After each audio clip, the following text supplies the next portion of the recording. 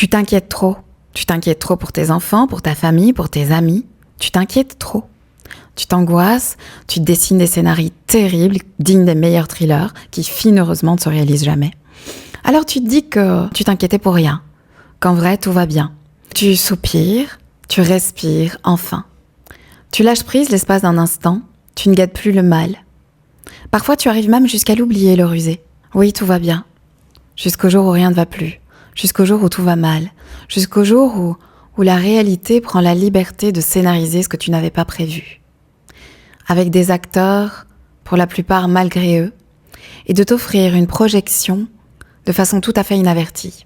Une sorte de cinéma plein air dont l'écran géant s'illuminerait soudain, plongeant ton monde entier dans le noir. Une projection sans arrêt sur image, sans retour en arrière. Comme une avant-première sans suite, à laquelle tu n'étais pourtant pas convié. Et là, tu te dis, que t'aurais dû t'inquiéter davantage, finalement. Que finalement, c'était grave. Assez grave pour ne pas faire de bruit. Parce que tu le sais. Le plus grave, c'est celui qui arrive sans faire de scandale, sur la pointe des pieds. Celui qui te prend par derrière et te frappe juste entre les omoplates, te laissant sans voix, avec le regard instantanément noyé de « Pourquoi maintenant ?» Non, c'est pas vrai.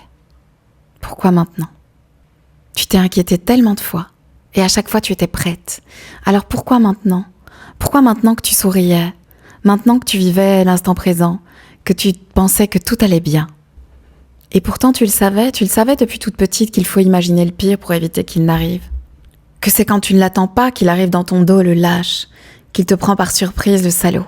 Mais pourtant tu sais aussi qu'il faut penser et dire le beau, le bon, le bien, pour lui donner de la consistance, pour lui offrir le pouvoir de surgir, d'exister, par la pensée, par le verbe.